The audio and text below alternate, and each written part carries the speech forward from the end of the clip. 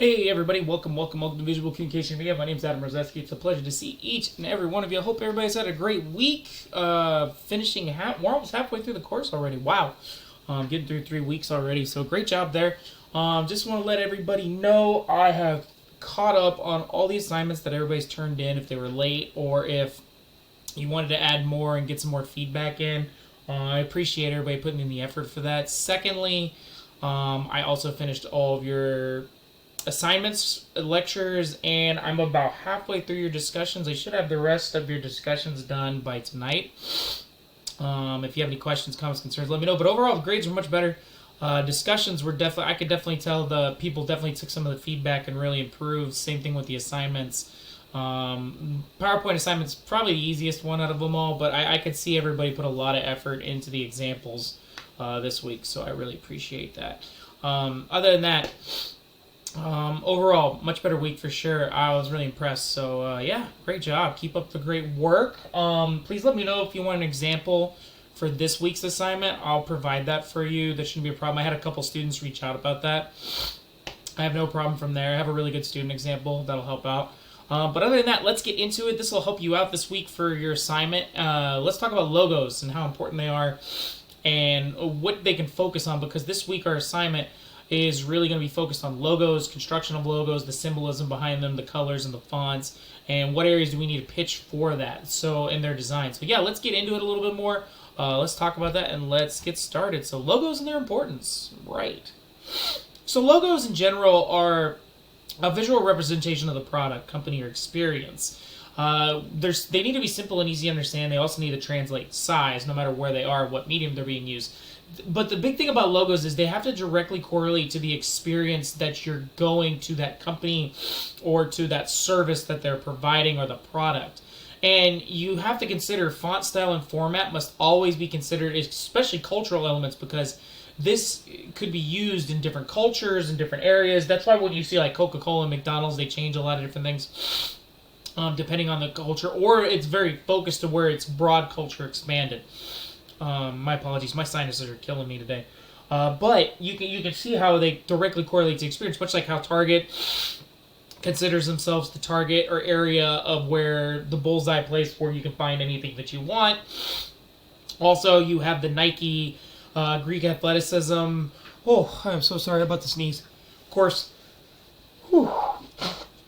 Oh, right when I'm doing my announcements. I love that.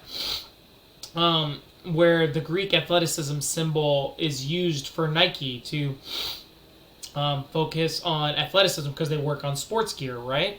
So yeah, logos have to correlate to the experience. Now there's a lot of different types of logos that are out there based upon the symbolism and the structure. You have abstract marks. Abstract marks are kind of just out there images, but they've just been so related to the product. That's how they've been. And the colors and the way the shapes that are structured symbolize a lot of the company's goals or areas, much like how Pepsi's logo is. Pepsi's logo is to remove, they pretty much want to like pretty much bring the flavor of the world, so that's why they kind of do this weird color of like a sphere in a way. And they use the colors of red, white, and blue to symbolize that. So that's Pepsi right there. It doesn't directly correlate to anything what's going on, but it's just an abstract mark to really symbolize what the company is. And they use different shapes and methods. Now you also have mascot logos, very self-explanatory. They have the mascot or the person or the spokesperson of that company right in front, much like how KFC uses the Colonel. Then you also have combination marks. Combination marks use a lot of different styles of marks and combined with the different areas.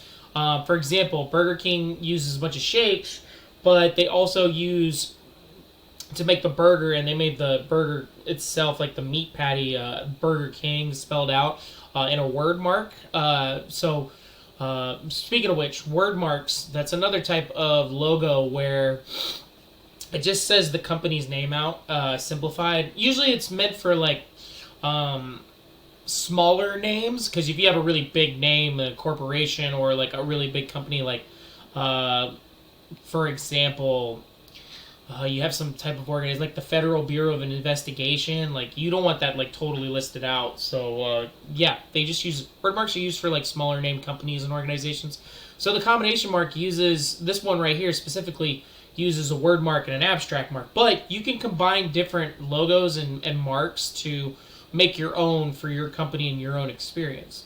Now there's also emblem logos. Emblem logos are much more traditional. They're meant for families, organizations, schools, institutions. For example, this is Harvard. Harvard has like the shield and the tree and the reef around it, with along with a shield with like 3 little books that explain the word veritas on it, which is a Latin word for truth. And this has been Harvard's logo for hundreds of years since they've been around. Now, there's also 2 other logo marks that we haven't talked about. There's the letter mark. Much like word mark, it's just the acronym of it. So, for example, where word marks, you can get away with like smaller company names like Google or FedEx. That's a good word mark right there to use. Letter marks are different. Letter marks are great for organizations. Much like I said, the Federal Bureau of Investigation, you have the FBI. So they reduced it down to the acronym. Much like NASA, for example, the National Administration of Space Association, right there. Just set up in a letter mark in the acronym, because if you said the whole thing, that's just like a lot of words and stuff. So they condensed it down to just the acronym itself, and we all know most of us know what it stands for right off the bat. And then finally, you have pictorial marks. Pictorial marks are just an image of what the company's name is and kind of their style. For example, Apple. Apple is Apple Computers, but they use a black apple on like a white background, or a white apple on a black background with the little chomp on it. Just the one leaf that's separated from the apple. That's always been known as Apple's logo. And it's always been that way ever since they were doing computers, even in the 80s and the 90s.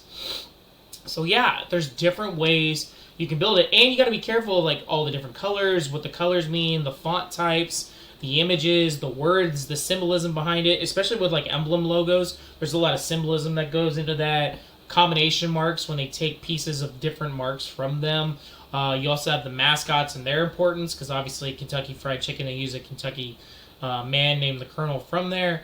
I wish I knew a little bit more history about KFC, but again, I could probably get into that example a little bit more detailed, but there's a lot that goes into it. Google, I have a feeling Google actually probably uses the colors where they want in Google for the logo itself, and I know they change it sometimes on their actual search engine depending on the days, and they have different animations that go with that. That's another way about that, but colors matter, fonts matter, symbolism matters on some of the images that they work with constantly, and you have to consider that with logos, and you have to tie it to their experience. That's the big thing right there. But other than that, that's all I got. So I just wanted to cover logos and just different types of logos and why they're important and how to look at them in different ways. Do keep in mind you have your reply post for week 3 due on Saturday. If you haven't posted your initial post, please put that up there. That would be great. I should have grades finished by tonight for the discussions. I think there's only like maybe 12 left if I remember. But if you have any questions, comments, concerns, let me know. Other than that, you also have your written assignment that's due on Sunday. If you need any help with it, or if you want an example, please let me know ahead of time and I can provide that for you. Other than that, that's all I got. So be safe, have fun, enjoy. Thanks for being awesome. If you have any questions, comments, concerns, let me know. But other than that, hope you have a great Friday and a great weekend, and see y'all for next lecture on Tuesday. All right, take it easy. Bye.